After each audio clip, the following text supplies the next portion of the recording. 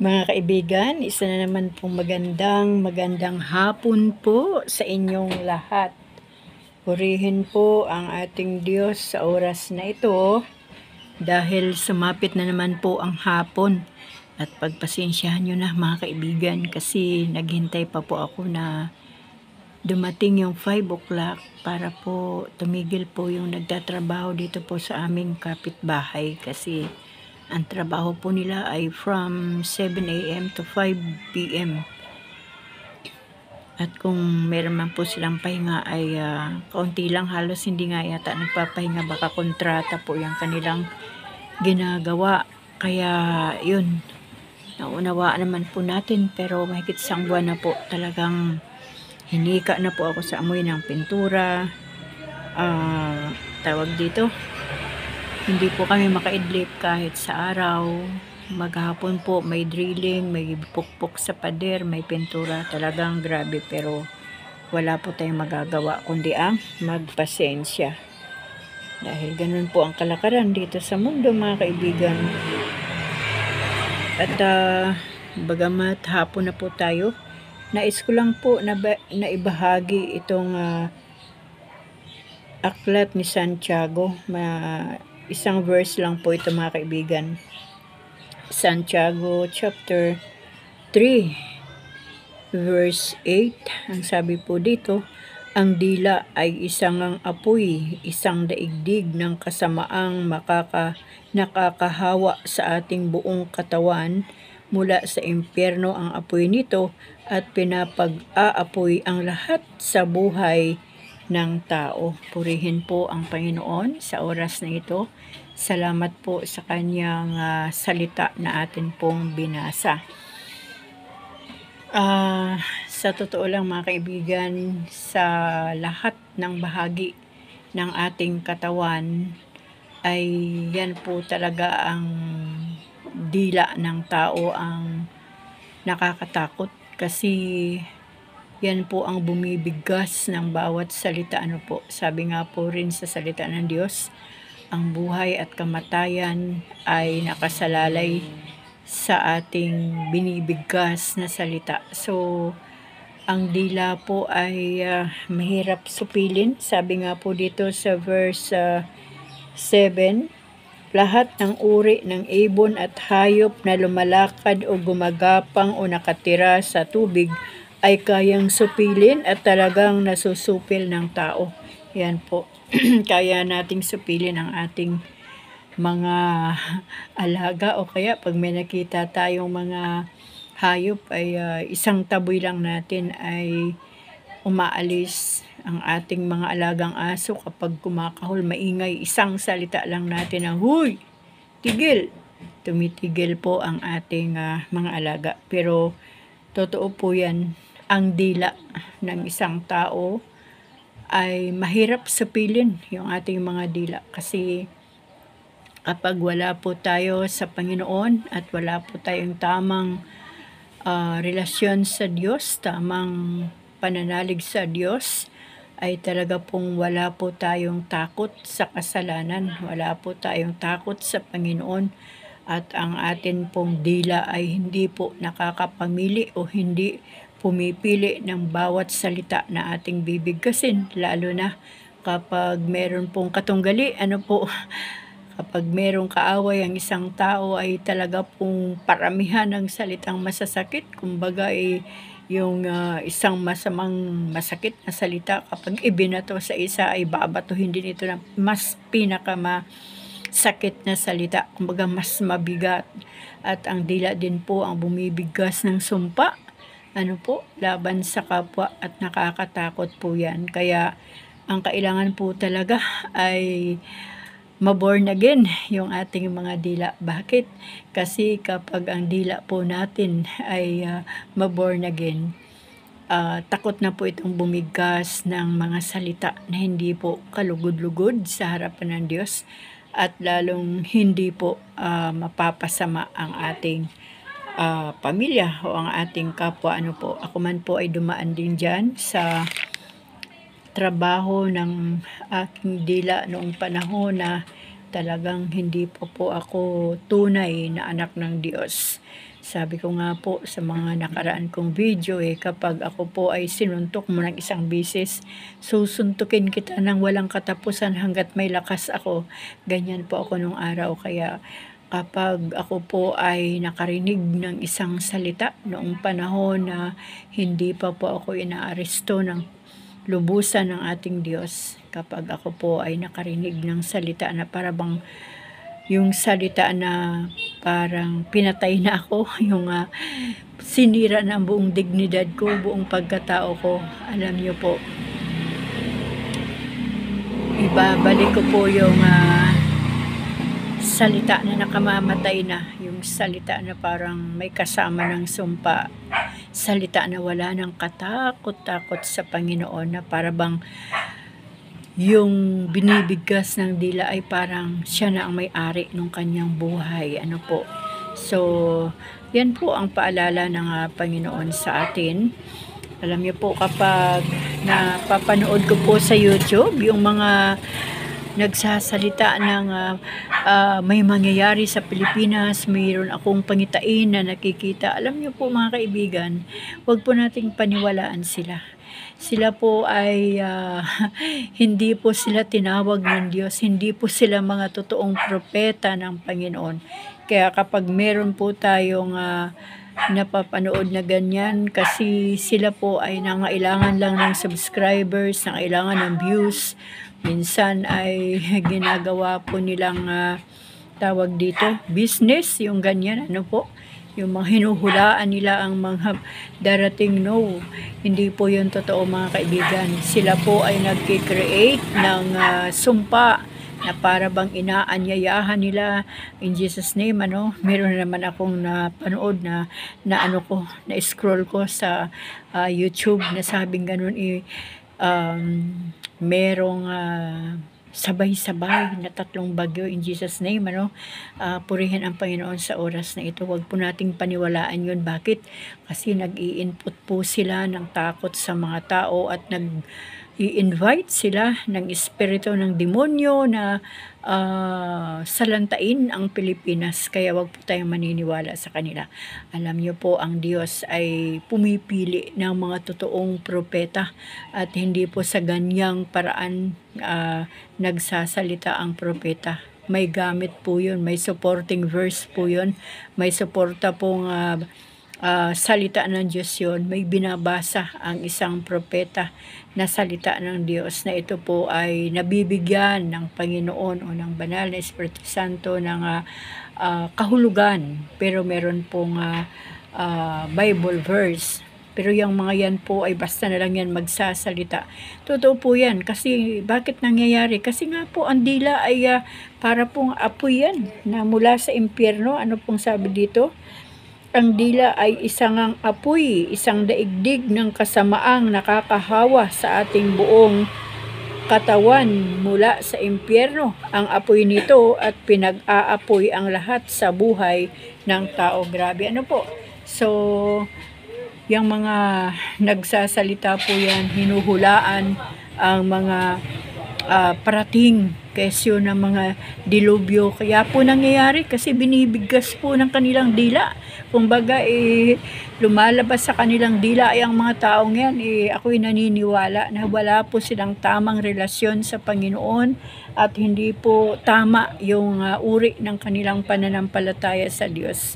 Kaya nga po kapag naririnig natin yan, sawatahin po natin yan, atin pong gamitin ang kapangyarihan ng Diyos sa atin bilang mga intercessor na hindi mangyayari yan sa pangalan ni Jesus, at pabalutan po natin ng banal na dugo ng Panginoong Hesukristo ang buong Pilipinas, ang bawat buhay ng mamayang Pilipino, ang bawat buhay ng sambayanan. Kasi nakikita ko rin naman mga kaibigan, yung mga comments, Diyos ko po, nakakapangilabot. Talagang naniniwala sila sa mga false prophet.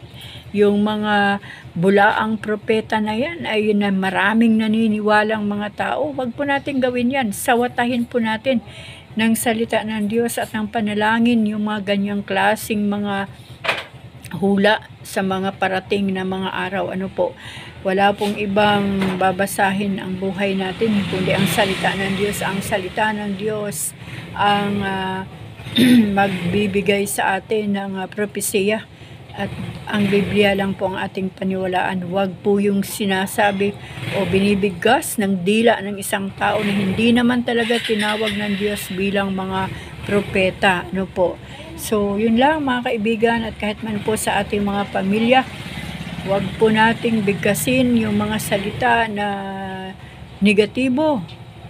Mga magulang dyan, yung mga nanay, huwag po nating bigkasin sa ating mga anak yung word na mahina ang utak ng aking anak, bio-bio ang aking anak, o yung ang hirap ng buhay, puro na lang kahirapan. Talaga pong mahirap ang buhay kasi yun po ang binibigas. Kumbaga yun po yung ini-invite ng ating dila mula sa ating puso na damdamin at lumalabas sa ating mga dila, lumalabas sa ating bibig at binibigkas naman ang ating dila. So kung ano man po ang ating sitwasyon ay sabihin natin sa Panginoon, Lord, salamat kasi dumaan yung mga bagyo, merong itinuro ang bagyo na yun sa buhay ko. Yung katuruan na, Lord, talaga pala nga wala kaming magagawa bilang mga tao kapag may pinahintulutan kang unos na literal sa aming mga buhay o sa aming bansa. Talaga nga pala, ikaw lang, Panginoon, ang pag-asa namin at wala nang iba pa. So, ganun po ang ating sabihin sa Panginoon. Kung tayo man po ay nakakaranas ng mga sitwasyon na mahirap ngayon, kunyari may sakit karamdaman, ay huwag po nating ipakita kay Satanas, huwag nating iparinig kay Satanas na meron tayong reklamo, kasi nagbabantay lang po yan, nasa tabi lang po yan.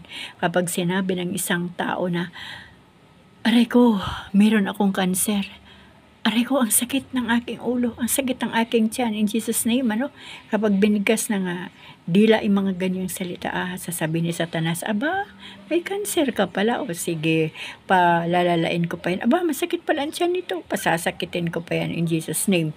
Yan po ang yan po ang trabaho ni Taning, yung manmanan lang ang mga anak ng Diyos, at hindi po niya nababasa ang ating isipan. Kaya pag meron po tayo mga nararamdaman, meron po tayong mga sitwasyon, wag na po nating biggasin sa ating mga dila. Wag na po, kundi manalangin po tayo. Dahil kahit man po sa panalangin, mga kaibigan, nakikinig po ang kaway, ayusin po natin yung ating panalangin sa Diyos, yung tama na uri ng pananalangin, upang sa ganun wala pong makut o walang makuha na kahinaan ng buhay natin, ang kalaban. Tandaan po natin, 24/7 nagtatrabaho din ang kaaway. Kaya yun, maging po tayo, vigilante po tayo sa pagbabantay ng ating mga dila. Dahil makakasunog po yan, alam nyo po nung araw labo-labo po yung mga tao dito nung araw, yung mga marites na tinatawag. Alam niyo po, kunyari yung sample ganito, uy mare, nakita ko si kumpare, may kasabay na babae, sumakay sila ng bus. So yung nakarinig, itatransfer naman doon sa isang kapitbahay. Alam mo, sinabi ng kapitbahay ko, yung kumare ko, yung kumpare daw niya merong babae. Kumbaga, napunta na doon sa mali hanggang sa dumating sa punto, mga kaibigan. Naglabo-labo na sila sa barangay. Kasi ang katotohanan, yung nakasabay na babae ay nakasabay lang kakilala. Ngayon, nakita nung kapitbahay, nabigyan na ng masamang impresyon sa kaisipan at pinalaganap na ang balita hanggang sila po ay nagkarambulan na sa barangay. So, yun, kumbaga ingatan po natin ang ating dila kasi pwede po talagang makasunog yan ng buong barangay. At pwede pong ipahamak yan ang buhay natin. Kumbaga atin pong tawag doon, dili-dilihin natin kahit man totoo na yung ating nakita, kung kapahamakan ng buhay natin, at maging kapahamakan ng pamilya ng ating nakita, ay pag-isipan po muna nating mabuti, kasi hindi po lahat ng ating nakikita na kahit totoo ay magdudulot ng maganda. Lahat po yan ay magkakaroon ng sitwasyon na pangit. Kaya kumbaga ipag-pray pa rin natin yan na Lord. Sana wag na lang ako ang makakita. Sana magkita na lang ng kanyang asawa, di po ba? Para sa ganun ay maiwas po tayo sa kaguluhan. Para hindi po tayo ma-involve. Ano po. So, yun mga kaibigan, ang kagandahan ng nagbabasa ng salita ng Diyos. Kasi kapag may reminder ang Diyos sa buhay natin, ito po yung ating nauunawaan. At alam niyo po kanina, habang maingay po ang mga construction worker dito sa aking tabi, ang aming bahay ay pinanood ko po yung mga nangyari sa Laurel, sa Talisay, yan, sa Batangas, yung mga nasa Bicol. Talaga pong Lord, parang iniisip ko, Diyos ko Panginoon, ano kaya ang damdamin ng mga kababayan namin ito?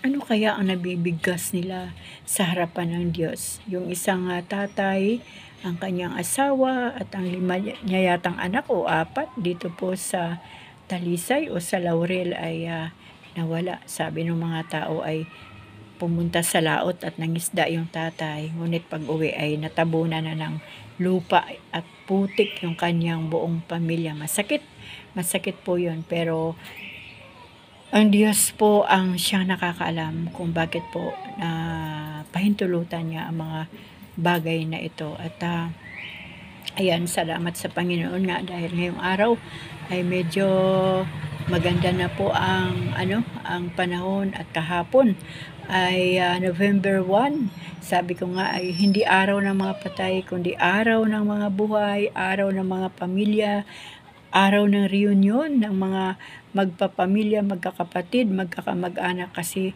madalas sa sementeryo na lang sila nagkikita-kita. Ako man po ay wala po ako nadalaw dahil malalayo po ang mga mahal namin sa buhay. Merong sa Romblon, merong sa Tarlac, may sa Pasig, may Bulacan pa yata.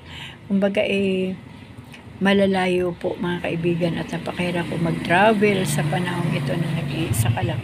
Kaya yun, kumbaga siyempre nakakaramdam din tayo ng kalungkutan sa mga mahal natin sa buhay na tawag dito na nawalay na sa atin, ngunit wala naman po tayo magagawa kasi hindi naman po natin sila kayang ingatan, hindi rin naman natin kayang kontrolin ang kanilang mga buhay, kundi talagang hanggang doon na lang talaga ang kanilang pananatili sa mundo. At meron pa rin nga pong kalungkutan kahapon. Meron po akong second cousin na noong August lang po ay nag-message siya sa akin. Sabi niya, Ate Rayleigh, alam mo, meron akong bukol sa aking breast. Sabi niya, baka cancer ito. Inadvisean ko siya kaagad dahil ako nga po ay dumadaan dyan sa sakit na breast cancer. Inadvisean ko siya agad. Sabi ko, kung pwede lang sana, huwag mong ipagalaw, huwag mong ipabiopsy. Kundi simulan mo nang magdaga ng mga dahon-dahon, dahon ng guyabano, dahon ng malunggay, lahat ng dahon na pwedeng makatulong sa iyong bukol. Siyempre, higit sa lahat, panalangin ay gawin mo na kasi yan din ang proseso na itinuro sa akin ng Panginoon. Pero alam niyo mga kaibigan, may mga tao kasi na hindi sumusunod at hindi naniniwala sa ating advice. So, August, nakita ko rin po sila, nagaling po ng mga PCSO, humingi ng tulong, kumbaga, hanggang sa nag-post siya, na-biopsy na, tapos, tawag dito, ang kanyang breast cancer ay stage 3. So, August po yun. So, sinusundan ko po siya sa kanyang post sa Facebook.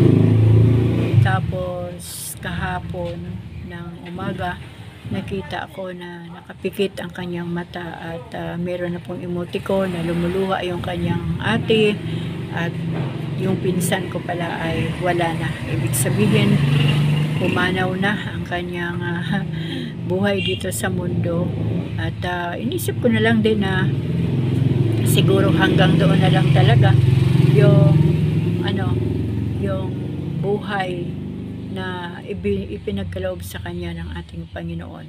At nung nakaraang kahapon din mismo, November 1, ay meron din po akong doon naman sa aming probinsya, sa aming isla, yung parang apo ko na rin yon, ay nagmotor, bata pa, walang lisensya. Tapos yung kamag-anak pa rin, kasi sa aming isla halos magkakamag-anak kami, lalo na sa aming bayan. So tumatawid po yung yung tatay na isa rin sa mga kamag-anak namin, nahagi po nung aming apo, at yun po, parang DOA pa yata, patay. So November 1, kumbaga talagang ang kaaway ay, kasi pag yun nga po, yung binibigyasan dila na araw ng mga patay, kaya maraming namamatay. O di po ba? Kumbaga ipag-isipan natin mabuti yan. Kaya ayokong bigkasin na araw ng mga patay. Kasi marami pong humahabol sa araw ng patay. So patay din po yun, namatay. Tapos ito namang pinsan ko, dahil kanya pong pinsan din yun, ang asawa, ay sumakay din sa motor. At pupuntahan nila sa ospital sa bayan, 17 kilometers, at hindi pa sila nakakalayo mga kaibigan. May tumawid daw na bata at tumilapon. Diyos ko po, salamat sa Diyos dahil hindi po nawala ng buhay yung aking pinsang buo naman, kundi tinurukan po siya ng anti-tetano, kasi talaga pong sugat-sugat ang kanyang mga tuhod, ang kanyang binti at ang siko, yung siko ng kanyang kamay. Grabe po. Sabi ko nga sa kanya, salamat sa Diyos, kasi hindi na bagok ang ulo mo sa semento, kumbaga. Kaya yan mga kaibigan, yan yung kaya kailangan po nating ingatan ang ating dila. Kahapon ang daming bumigas na kesyo, tawag dito, araw ng mga patay, All Saints Day, All Souls Day, iba-iba ang tawag in Jesus name. Kaya sabi ko nga, huwag na nga nating sabihin na araw ng mga patay. Yan tuloy, ang daming namamatay kapag araw ng November 1. Kaya ibahin po natin yung tema bilang mga Kristiyano. Hindi po tayo nagsiselebrate ng mga araw ng patay in Jesus name. Kumbaga ang ating mga minamahal sa buhay, araw-araw ay atin po naiisip yan, namimiss natin sila, hindi lamang yung araw ng November 1. Hindi ko rin nga po alam kung saan po nagsimula yung November 1, kung sino po ang nagpauso na ang November 1 ay may ganong tawag. Pero sabi ko nga, yun ay pag alala sa mga yumao. Pero alam niyo po, pwede naman po kasi nating sa mga gustong dumalo, di po ba kahit hindi November 1 ay pwede naman pong dalawin yung mga mahal sa buhay. Kaya lang naging tradisyon na po yan sa Pilipinas, yung ganyan. So yun lang, ingatan lang po natin ang ating mga sinasabi sa ating bibig. Huwag na natin sabihin na, ang hirap ng buhay, wala na naman tayong pera, puro na lang problema. Ay in Jesus name, hindi po ganun. Sabihin na lang po natin, salamat sa Diyos, kasi marami tayong pera by faith. Salamat sa Diyos, kasi kung may problema man, ang Diyos pa rin ang nagbibigay ng solusyon at tumutulong sa atin.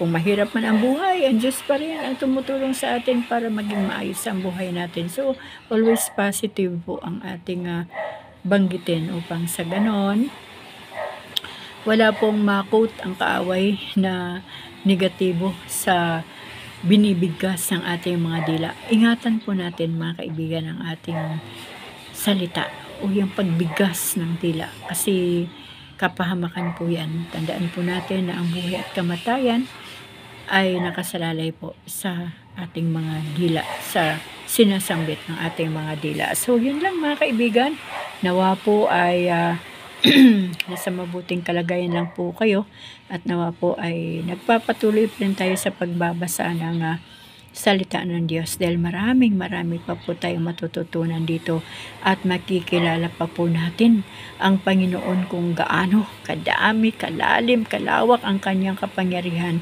bilang ating Diyos.